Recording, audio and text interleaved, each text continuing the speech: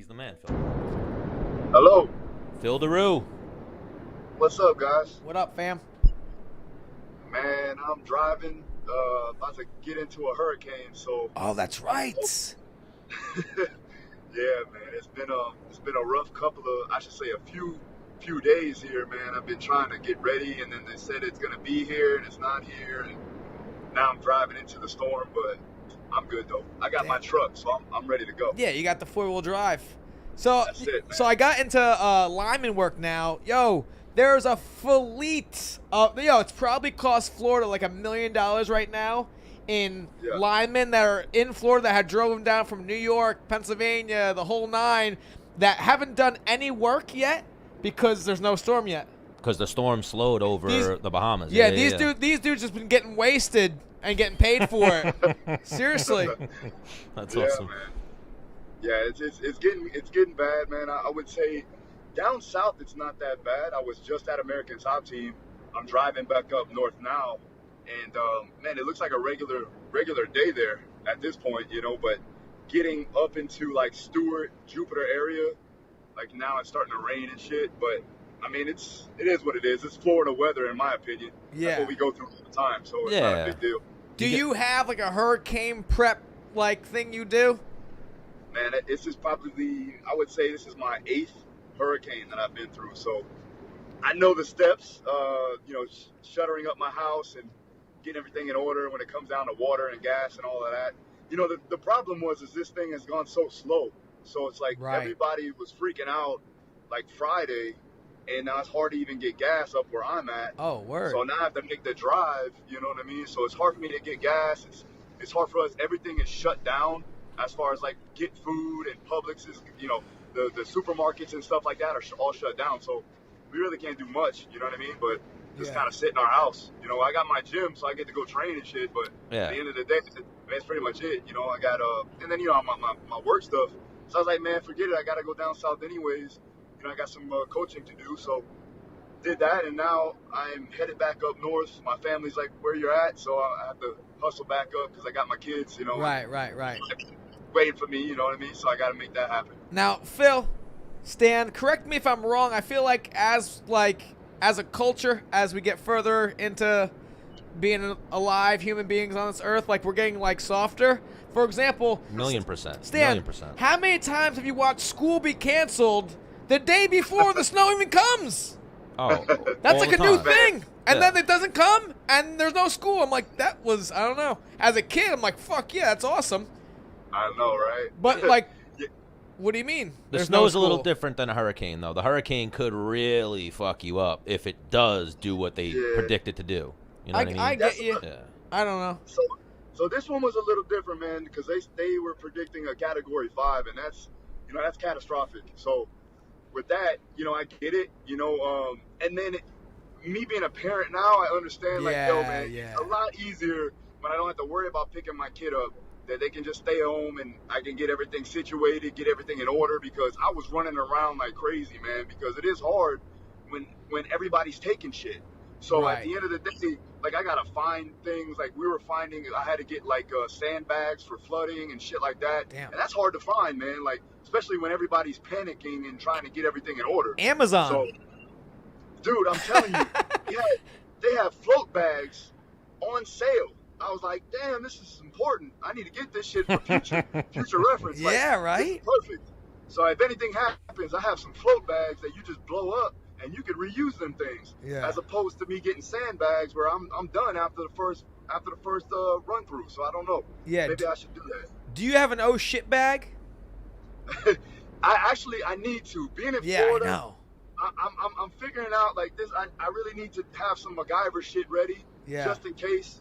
I need to go ahead and sail my way out of here because it's not looking too good. And they are saying a lot of these skeptics out there are saying that Florida's going to be underwater in a couple of years. So I don't know. Figure it out. Like my homie Pat Cummings, he's got an oh shit bag, and he put me onto it. Like I was like, oh shit bag, what's that? He's like, just in case shit goes down, you could just grab this one bag and like have enough shit in it to survive if like for a few you days needed, or something. whatever, like some matches, some lighters, like rope, a knife, a shovel, like water filter, like all this. I'm like, damn, yeah.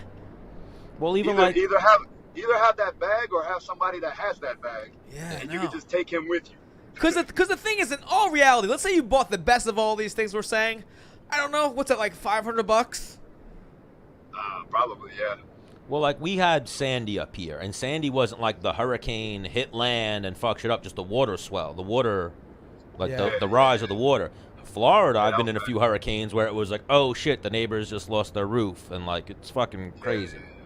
It's fucking nuts. I mean, the Bahamas are done, man. Like, I saw that. I saw our boy Yves Edwards posting some shit. Looks like they got really fucked up.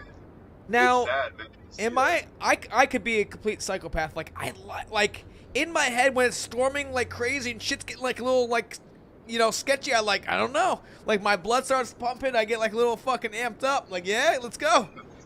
I'm gonna survive this shit. Yeah. Then you're a different breed, bro. Remember that.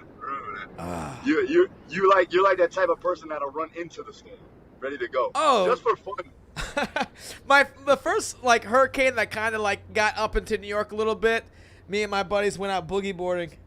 Do you know how hard it is to get out to catch a wave in a hurricane? There was 4 of us, only 2 of us made it out there. Were you one of them? Fuck yeah, dude. You think I was gonna quit? Yeah, you're a different I breed. almost drowned, but I got out there. Yeah, like Phil Daru said, you're a different breed. You're one of those guys. Yeah. You're fun to be around. Let's put it like that. Well, we're glad we got you, Phil. You're one of our favorite guests we've ever had on, one of the smartest guests we ever had on, and we just wanted to maybe, obviously now, make sure you're okay in the hurricane and maybe talk a little UFC 242 with you. Yeah, man, let's do it. I'm good with that. So obviously, I'm sure you work a lot with Poirier. Poirier's ready to go, right? Yeah, I mean, I think that out of all camps, and I've said this before, I feel like he's the most in shape as far as physically, as far as mentally. We prepared diligently for this one, with Mike Brown and Daya, getting the techniques and the tactics down to basically, I don't want to say mitigate or reduce that takedown, but we've been working on it. I think that with that being said, and the physicality that we've worked on when it comes down to isometric strength and having the ability to explode and get out of there and do it efficiently throughout the entire fight, I think we're ready to go. I mean, I'm really confident in it. I'm excited to watch it. I know it's the biggest fight of his career, the biggest fight of this year, in my opinion, and it's going to be fun to watch.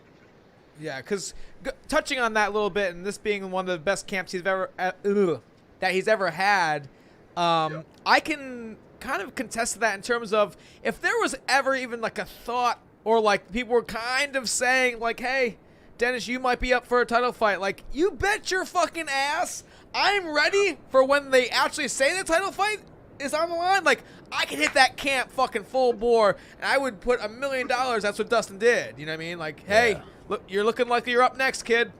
Well, he's a champ now. He's the interim Poirier. Right. So, yeah. So even before that.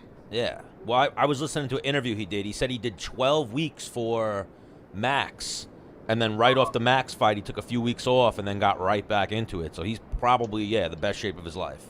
Firing on all cylinders. Yeah, that Monday after the fight, he was like, hey, Phil, I want to get back into it. Let me know what I have to do, this and that. And I was like, bro, take a week off from the gym, like entirely. Yeah. That Monday, he texted me and was like, what do you want me to do? And I'm like, bro, I want you to enjoy your family and take the week off, like literally. Enjoy your belt. Yeah, enjoy your championship.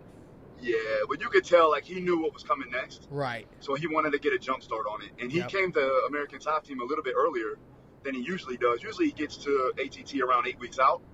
He was there around, I want to say, roughly 12 to maybe 13 weeks out. Damn. And we just kind of rolled from there, you know what I mean? We had a couple of weeks where we kind of just chilled and did some GPP work, did some general fitness, got him back acclimated to the training. Mm-hmm. And then we started to go full on.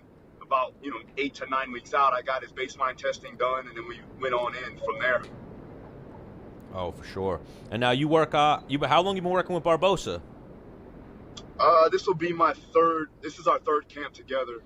I would say working with Edson is It's a pleasure, man, because at the end of the day, I can throw things at him because he's such a phenomenal athlete. I have fun actually coaching him. So I can give him the higher level athletic stuff, you know what I mean? When it comes down to like agility, change of direction, plyometrics, like I can do all of these things because he already has somewhat of a baseline of strength and the ability to produce power. Now I just hone in on those skills that he has, and then I just improve upon his ability to do that in a higher level fashion. So with that, I needed to also work on his ability to recover in between those bouts of high energy that he uses. You know, I mean, obviously he's fast twitch. He's a very explosive guy. But at the end of the day, I want to make sure that he has that explosiveness for all 3 rounds, especially a guy like, facing a guy like Paul Felder, where he's going to be in a dogfight no matter what. You know what I mean? Right. The great thing is that he knows Felder really well. They trained together. They fought before. This one, he knows exactly what he's going to do. I know things change, obviously. Right. But he's confident, and that's a good thing when it comes down to Edson Barboza. The main thing that I would say with Edson is he needs to be confident in himself, and he needs to do what he does best. A lot of times he tries to do things that are out of the normal in his way. I think that all the coaches always tell him, if you do you can be anybody that you want. But the minute you try to do something different and you try to go a different path and you don't be that guy that you usually are, you're not going to be successful. So at the end of the day, we're looking at it as, okay, you need to do exactly what you do that makes you the best knockout artist in the game. You know what I mean? So hopefully he goes about and does that. I'm excited to watch him, man. He's a great individual. Love being around that guy, and he puts in the hard work, man. He puts in the hard work, and he's a phenomenal athlete, and that's all I can ask for. Yeah, so this is kind of like a fun one for you because last time he fought Felder, he wasn't working with you. So for you, you kind of be like, all right, man, hopefully like all my, you know what I mean? I mean, like for yourself, that's kind of cool, but even though I know you're not in it for that egotistic reason, Yeah. It's, but he's got some different things, and so going into what you're saying in terms of, he's got to be the best he's ever been. This is That's Barboza, yeah. Because Felder's coming off of a win where Edson isn't, right? No, he's coming off a loss to Gaethje. Okay. Yeah. Okay. And that's the thing, like that was what I'm talking about. Like his fight with Gaethje, technically, Justin is not as good as Edson, and we all know that. Right. And I mean, technically, Justin is a phenomenal fighter. Like he's a grinder, and he will go out there on his shield, and we know that. Yeah. He's a tough individual. What Edson did wrong was that he tried to get in the same dogfight as a guy that is accustomed to getting into that dogfight. Right. So what Edson needed to do was, which we were thinking, or at least we thought he was going to do, was to be technical, and pick his shots and move and do the things that he does best. And Edson will be the first one to tell you that he fucked up. You know what I mean? He didn't do what we were supposed to do. He didn't do what we actually trained to do and got ready for. He didn't stick to the game plan. And when he sticks to the game plan, like I said, he's very unbeatable. Oh, he's a fucking stud, Edson Barboza. Like, Gaethje pressured him and just got him into a dogfight and caught him. Everyone gets caught in fighting. That fight could have went a different way on a different day, Yeah. For sure. Yeah, definitely. But even, I see Joanna has a fight coming up, too. She's fighting Michelle Waterson, right? Yeah. She just gave me her first bobblehead. I got it sitting next to me right now. I saw that on social media just now. That's awesome. That shit is dope, man. I like it a lot, to be honest with you. My first bobblehead. But to be honest, like she's in better shape than usual because of the fact that she was at American Top Team before. She left for like 2 weeks to Poland. She had some stuff with her family she needed to get through, and also she had a birthday, so she was there for 2 weeks. But now she's back, and she's the lightest that she's been this close to a fight, which I'm excited about. The only thing is, now just being so close to the fight, we're only going to be training one time a week. So that's the main issue that I have. I don't know how much I'll be able to help her, but at the end of the day, that's my girl, man. I'm going to try to help her as much as I can. But there's a large amount of skill work that's going to have to go into it. And that's just the way it happens inside of ATT sometimes. It's like there's so many things that you need to do to get better. And, I usually, once the fight gets closer, I almost take a back seat in a way. But, what we're trying to accomplish is I'm trying to make sure I'm maximizing my time when I have her. And so we'll do as much as we possibly can while I have her. I think she's going to do great. I think it's a phenomenal matchup for her. I don't know. I mean, what do you guys think? Oh, yeah, that's what I was going to say. Great fight, and then the division just got shook up with I can't pronounce her name, the Chinese girl who just won. So the winner of this fight is getting the next title shot. And that one I feel, and I knew that girl was going to beat Andrade for some reason. Man, I seen her when she fought Tisha. I thought Tisha did really well against her. But I could just tell, man, that girl's on another level. You know what I mean? So the good thing is that it's a phenomenal style matchup for Joanna. She does get that fight. Great matchup for her, yeah. And I thought it was a terrible matchup for Andrade just because Andrade just goes forward and, she's trying to pick people up and dump them on their heads. But from a technical standpoint, there's no matchup for her, that way. So I think that with this one, we'll be able to use the tools that we have to be successful, especially from a striking perspective. It's imperative to make sure that she has those abilities to get in and out, to pick her shots, and even if she, to put somebody away in that lighter weight class it's fairly difficult. I mean, when it comes down to the statistics of it all, there's not a whole lot of finishes, so it was very impressive to watch that girl, basically dominate Andrade like that, and get that knockout. But again, it's very hard when you got a girl that's in and out of the pocket. She's moving very efficiently. Yeah. She's creating angles. That's the goal that we need to do with Joanna is make her a little bit better at creating angles, slipping shots and getting out of there, not just going back and forth. And we've done that. I think that with Cattell and now Daya also working with her, she's working on, creating those angles and working her striking from a different perspective, right? And not, that in and out style, which really helped her out. Don't get me wrong. It's helped her get to where she was, or where she's at now. But the game's changing and a lot of these females are getting a lot better. I agree. Yeah, that Dutch kickboxing style, like straightforward, can I kind of know where you're coming from. Yeah, you'll be there. Yeah. But yeah, big weekend for American Top Team. You guys got the co-main event and the main event, so we'll see what happens with that one. So what else is going on with you, Phil, other than trying to survive the hurricane? Man, I got a couple of things in the works, man. I've been working with Alessio Sakara, like a lot recently. I've seen that. Yeah, man, that guy's a phenomenal person, man. I'm actually going to be doing some seminars in Italy after his fight. Dope. I'm actually going to be doing a talent show, almost like a, believe it or not, it's kind of like America's Got Talent, but the Italy version. Really? So what's your talent? Yeah, I'm going to do like a car deadlift for time. So I'm going to go ahead, get the hitch, put the car on there or the truck, and throw some females in the back and just do deadlifts until I can't stand anymore. Okay. They were like, oh, perfect. So I'm like, oh, that's okay, amazing. Whatever.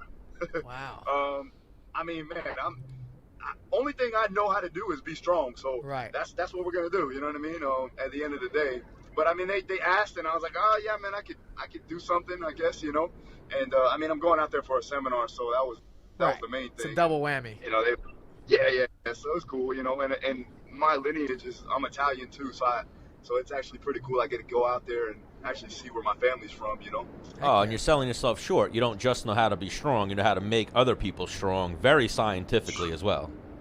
I appreciate that. Yeah, that's where I try to, bridge the gap between practicality and science. And I feel like we've come miles ahead from the past of what the old strength and conditioning used to be for MMA. And I think that we're making, leaps in the right direction, especially like, with all of my other colleagues that are in this together, like Tony Ricci, Corey Peacock, and even with Andy Galpin too, Dr. Andy Galpin, man, I think that with all these guys that are in this industry now, it's helping the strength and conditioning for the fighters get them better and get them well prepared from a physicality standpoint, but also from a physiological standpoint. And then also recovery is a major thing, man, and fatigue management. And a lot of times we talked about this in the past, man, is that like, a lot of guys, they like to overtrain themselves because they feel like they have accomplished something. But at the end of the day, they're training maximally for no real benefit. And they have to understand how to train optimally where you're going to get the maximal benefit out of those situations at any given time, at any given, section or phase throughout the camp. So. Oh, for sure. Now, even Alessio Sakara, was he gone for a little bit from American Top Team? I mean, he goes back and forth. He has his spot in Italy that he trains out of, and he was here for about, I want to say 6 weeks. So I got his baseline testing. We're actually running a lot of velocity-based training with him. So I'm actually gauging his strength increases off of velocities, because let's face it, man, like, you know, strength is measured in velocities, not weight. So if I can move a weight just as fast or not faster than an individual that's moving the same amount of weight, then I'm actually going to be stronger. So if you lift, let's say, for instance, we both are squatting 405 pounds. If I move 405 pounds at 0.75 meters per second, and he moves it at 0.6 meters per second, I'm actually stronger because I'm moving it with more velocity. So at that point, I can actually gauge his strength increases through velocities. Now, I'm using a velocity-based trainer by the company GymAware. So we're actually using that to actually see exactly good progressions, and also I can formulate the program based off of that, and I don't even have to be with him. So he's getting a velocity-based trainer sent to him, and this way I can, now that he's leaving for Italy again, you know, he's got about 5 weeks left for his fight, I could be like, okay, this is what I want you to do, Alessio. I want you to do, you know, 5 sets of triples at 0.8 meters per second. And he knows exactly what weight he needs to put on, because we'll have that gauge of velocity. This way I don't have to really worry about weight and having to, you know, do the pounds to kilo shit, because, you know, that's math, and we don't want to do that too much. So, but it's a lot easier for him. It's simple for him, and he can do it. And again, like I said, it's measured in velocity, so we can see true strength increases there. Now, how's his English?